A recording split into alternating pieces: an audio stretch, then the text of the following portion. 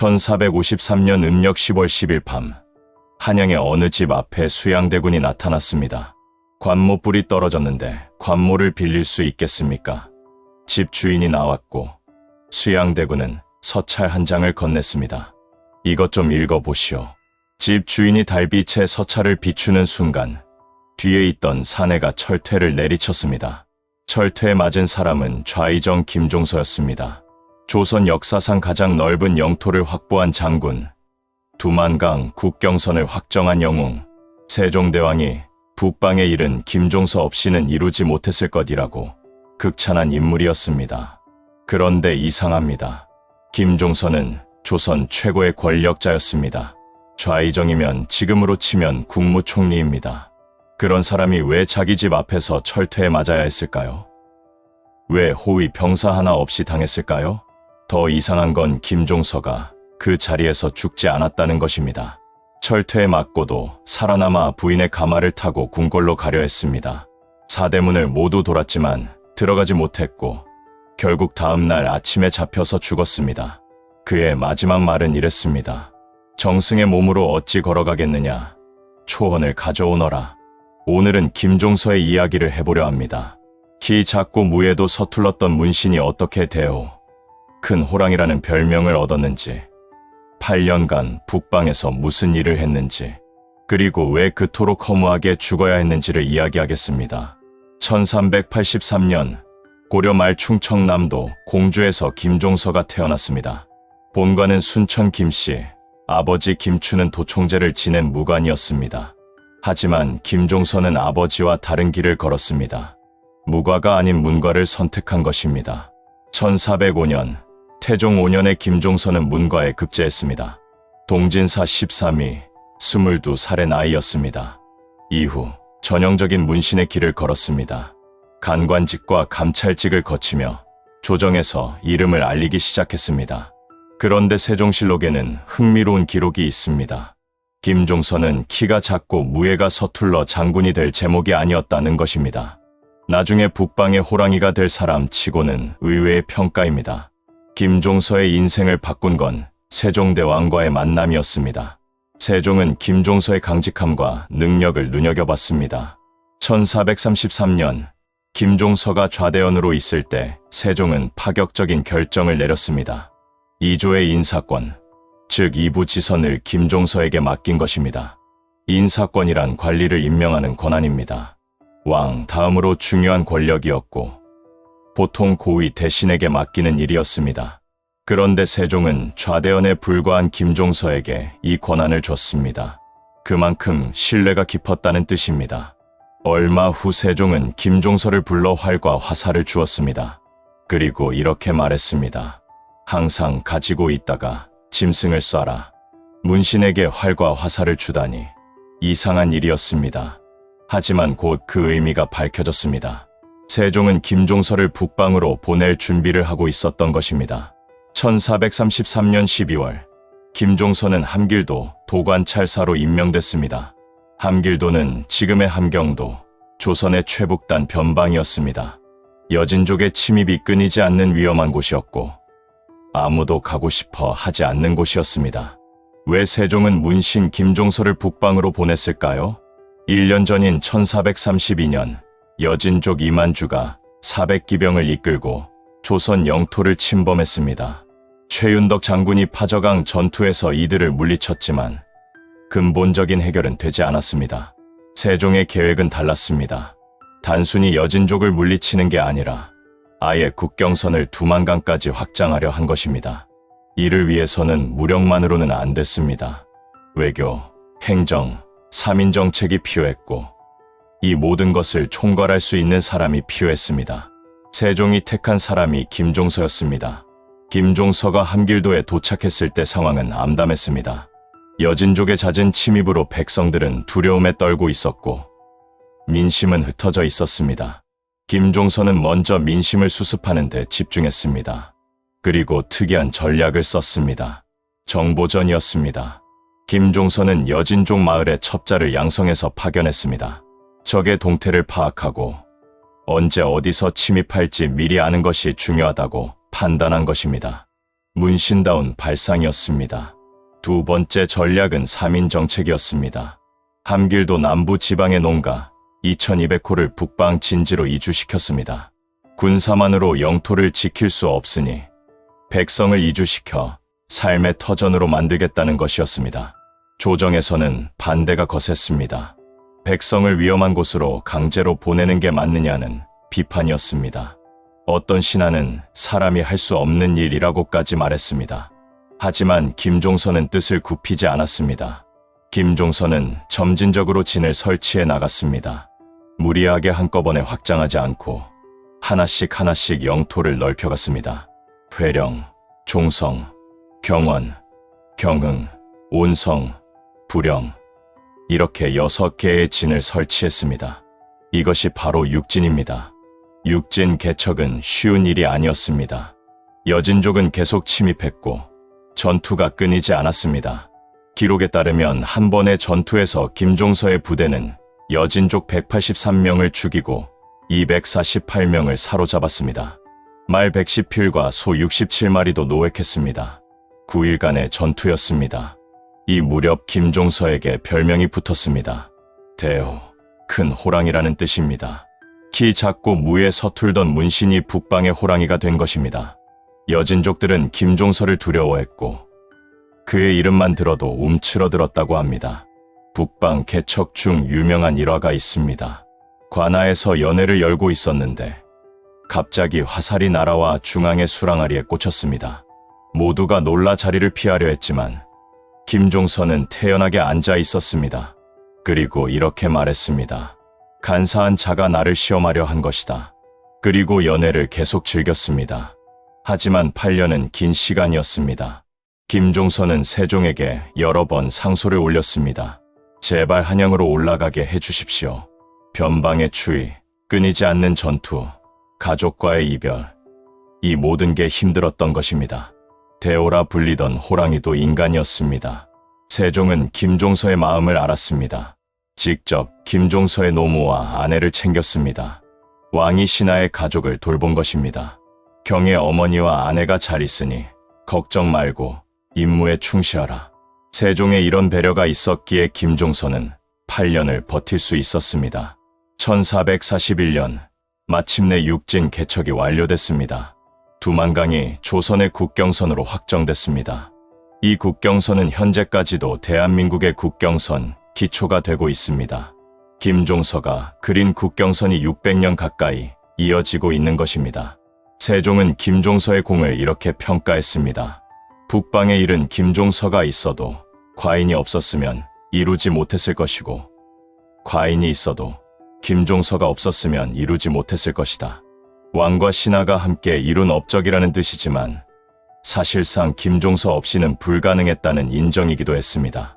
김종서는 장군의 이미지가 강하지만 원래는 학자였습니다. 아니, 학자로서의 업적도 엄청났습니다. 그는 조선시대의 가장 중요한 역사서들의 편찬 책임자였습니다.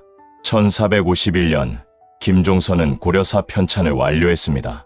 고려 500년 역사를 정리한 책입니다. 1452년에는 고려사저료와 세종실록 편찬의 책임자를 맡았습니다. 세종대왕의 업적을 기록한 실록을 김종서가 만든 것입니다. 흥미로운 점이 있습니다. 이 작업에는 지편전 학사들이 참여했는데 김종서는 지편전 출신이 아니었습니다. 그런데도 지편전의 최고 학자들을 지휘해서 역사서를 편찬했습니다. 이건 김종서의 학문적 능력이 그만큼 뛰어났다는 증거입니다. 하지만 김종서도 완벽한 인간은 아니었습니다. 세종실록 편찬 중에 사건이 하나 있었습니다. 김종서가 자신에게 불리한 기록을 발견한 것입니다. 명나라의 바칠 송골매를 빼돌려 세종에게 아첨하려다 들킨 사건이었습니다. 김종서는 이 기록을 삭제하려 했습니다. 사초를 왜곡한 것입니다. 결국 들켰지만 당시 김종서의 권력이 워낙 강해서 큰 문제 없이 넘어갔습니다. 청렴한 이미지의 김종서에게도 이런 면이 있었습니다. 김종서는 시조도 남겼습니다. 육진 개척 때 지은 호기가입니다. 작품은 나무 끝에 불고 명월은 눈 속에 찬데 만리변성의 일장검 짚고 서서 긴 파람 큰 한 소리에 거칠 것이 없어라. 북방을 지키는 장군의 기계가 느껴지는 시조입니다. 김종서의 성격을 보여주는 일화가 있습니다. 당시 영의정 황희와의 관계입니다. 황희는 세종시대 최고의 명재상이었고 김종서를 자신의 후계자로 점찍어 두고 있었습니다.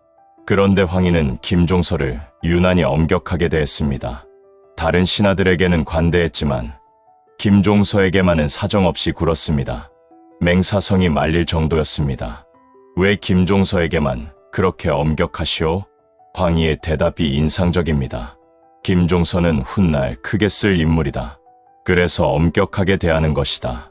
기대가 크니까 요구도 높았던 것입니다. 김종서는 황희 앞에서 항상 각 잡고 지냈다고 합니다. 한 번은 김종서가 병조판서가 됐을 때 황희가 축하하러 방문했습니다. 그런데 김종서가 의자를 비스듬히 놓고 앉아 있었습니다. 황희가 한마디 했습니다. 자네 의자가 비뚤어졌네. 김종서는 바로 자세를 고쳤습니다. 축하가 아니라 검증이었던 것입니다. 김종서의 성격은 강직하고 엄정했습니다. 사헌부와 사간원에서 일한 이력이 말해줍니다.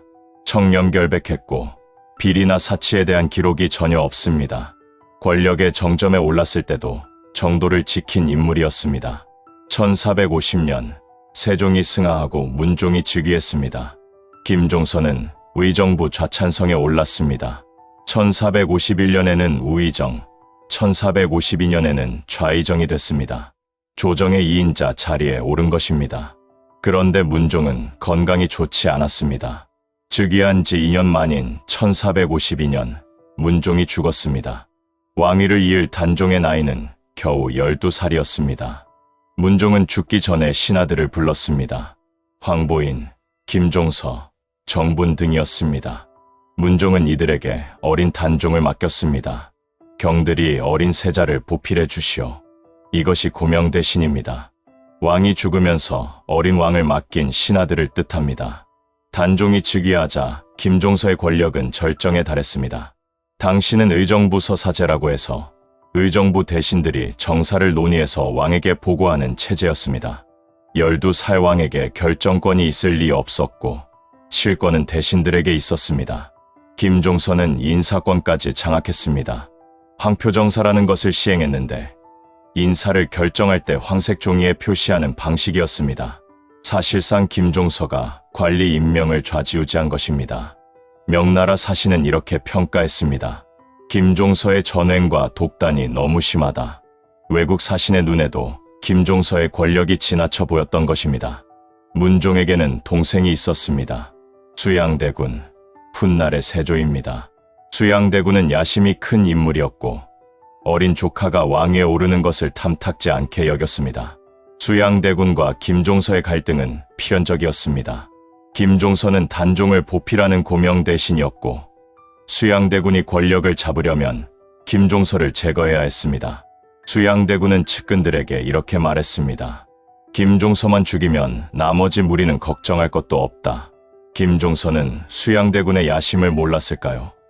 분명 눈치는 챘을 겁니다. 하지만 적극적으로 대응하지 않았습니다. 왜였을까요? 아마도 설마라는 생각이 있었을 겁니다. 설마 왕족이 정승을 죽이겠는가? 설마 그런 일이 일어나겠는가? 김종서의 치명적인 실수는 지편전 학사들과의 갈등이었습니다. 성삼문, 박팽령 같은 젊은 학사들도 단종을 지키려는 마음은 같았습니다. 하지만 김종서의 독단적인 행태에 반감을 가지고 있었습니다. 한 학사가 황표정사를 비판하는 상소를 올렸습니다. 김종서의 반응은 이랬습니다. 대신을 참소하니 죽어 마땅하다. 같은 편이 될 수 있었던 사람들과 김종서는 한 뜻이 되지 못했습니다. 만약 이들이 힘을 합쳤다면 역사가 달라졌을지도 모릅니다. 1453년 음력 10월 10일 수양대군이 움직였습니다. 한명회, 권람, 홍달손 등 측근들과 무사들을 이끌고 김종서의 집으로 향했습니다. 이머룬이라는 사내가 철퇴를 들고 따랐습니다. 저녁 무렵 수양대군 일행이 김종서의 집 앞에 도착했습니다. 수양대군이 문을 두드렸습니다. 관모불이 떨어졌는데 관모를 빌릴 수 있겠습니까? 왕의 동생이 왔다면 맞이해야 합니다. 김종서가 나왔습니다. 수양대군이 서찰 한 장을 건넸습니다. 급한 일이오. 이것 좀 읽어보시오. 김종서가 서찰을 받아 달빛에 비추었습니다. 바로 그 순간 뒤에 있던 임어른이 철퇴를 내리쳤습니다. 김종서는 왜 피하지 못했을까요? 첫째, 설마의 심리입니다. 왕의 동생이 정승을 죽이러 올 거라고 상상이나 했겠습니까? 둘째, 체면입니다. 왕족 앞에서 경계하는 모습을 보일 수 없었습니다. 셋째, 속도입니다. 서찰에 집중하는 순간 철퇴가 날아왔습니다. 철퇴가 내리꽂혔지만 김종서는 그 자리에서 죽지 않았습니다. 그때 아들 김승규가 달려왔습니다. 27살의 청년이었습니다. 아버지가 쓰러지는 것을 보고 달려온 것입니다. 김승규는 아버지를 몸으로 감싸 안았습니다. 아버지, 양정이라는 무사가 칼을 휘둘렀습니다. 칼은 김승규의 등에 꽂혔습니다. 아버지를 지키려다 대신 죽은 것입니다. 27해 살아온 아들의 마지막이 아버지를 감싸 안는 것이었습니다. 수양대군 일행은 김종서가 죽은 줄 알고 자리를 떴습니다. 황보인, 이양 등 다른 대신들을 제거하러 간 것입니다. 하지만 김종서는 살아 있었습니다. 아들의 몸이 방패가 됐던 것입니다. 의식을 되찾은 김종서는 아들의 시신 곁에 있었습니다. 하지만 슬퍼할 시간이 없었습니다. 김종서는 부인의 가마를 타고 궁궐로 향했습니다. 수양대군과 직접 대결하기 위해서였습니다. 사대문을 모두 돌았지만 어느 문도 열리지 않았습니다. 이미 수양대군이 궁궐을 장악한 뒤였습니다. 70년 인생을 바친 조정이 김종서를 받아주지 않았습니다. 갈 곳이 없었습니다. 김종서는 둘째 며느리의 친정으로 피신했습니다. 밤새 숨어 있었지만 날이 밝자 발각됐습니다. 수양대군의 부하들이 들이닥쳤습니다. 양정과 이흥상이었습니다. 양정, 밤새 전에 아들을 죽인 바로 그 사람이었습니다. 김종서의 마지막 순간이었습니다. 끌려가면서 김종서가 말했습니다. 정승의 몸으로 어찌 걸어가겠느냐. 초원을 가져오너라. 초원은 가마입니다. 죽음 앞에서도 정승의 체면을 지키려 한 것입니다. 아니, 어쩌면 마지막 자존심이었을 겁니다. 김종서는 처형됐습니다. 목이 잘려 저작거리에 내걸렸습니다. 교수형입니다. 70년 인생, 북방의 호랑이, 조선의 국경을 그린 남자의 최후치고는 너무 참혹했습니다. 김종서만 죽은 게 아니었습니다. 장남 김승규는 아버지를 감싸다 그날 밤에 죽었습니다. 차남 김승벽은 도망쳤지만 20일 만에 잡혀서 처형됐습니다. 손자들도 살아남지 못했습니다. 김승규의 아들 3명, 김승벽의 아들 4명 모두 처형됐습니다. 3대가 몰살당한 것입니다. 순천 김씨 가문은 이날 거의 멸문지화를 당했습니다. 김종서의 묘에는 전설이 있습니다. 역적으로 몰려 시신 수습을 제대로 못해서 현재 묘에 묻혀 있는 것은 다리 하나뿐이라는 이야기입니다. 지역 어른들은 묘가 있는 대교리를 한다리라고 부른다고 합니다. 북방의 호랑이가 다리 하나로 남았습니다. 김종서는 역적으로 죽었습니다. 수양대군, 즉 세조가 즉위한 후 김종서는 반역자로 규정됐습니다.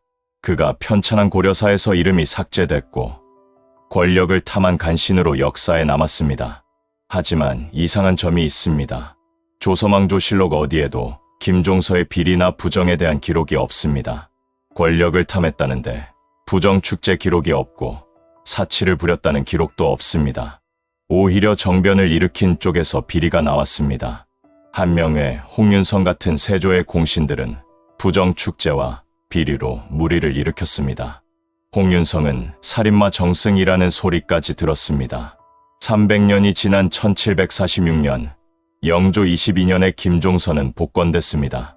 사육신과 함께 명예가 회복됐고 충익이라는 시호를 받았습니다. 충성스럽고 나라를 도왔다는 뜻입니다.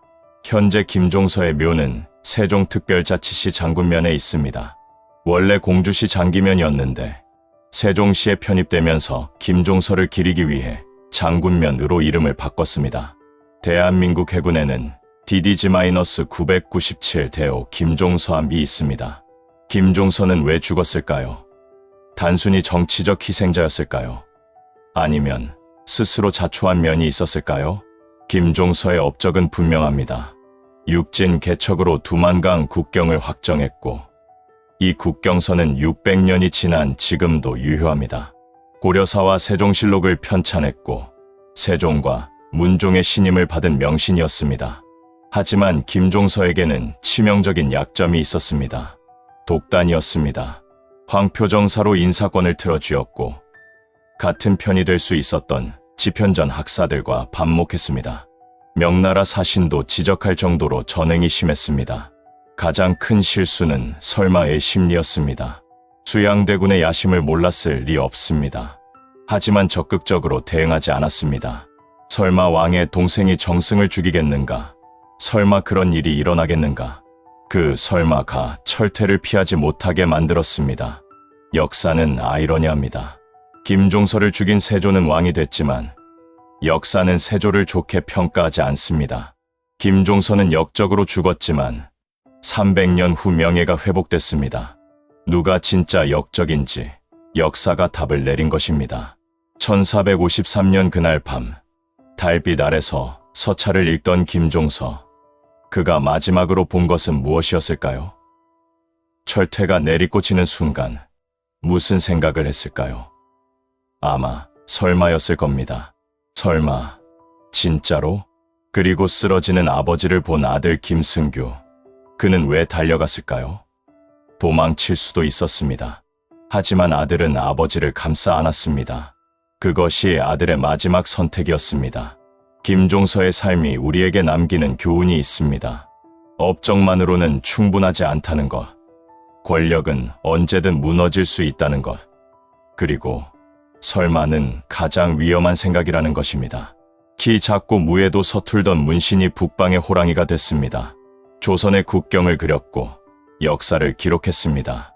하지만 결국 자기 집 앞에서 철퇴에 맞아 쓰러졌습니다. 그리고 그를 감싸 안은 건 27살 아들이었습니다. 그것이 김종서, 대호의 삶이었습니다. 오늘 영상이 도움이 되셨다면 구독과 좋아요 부탁드립니다. 감사합니다.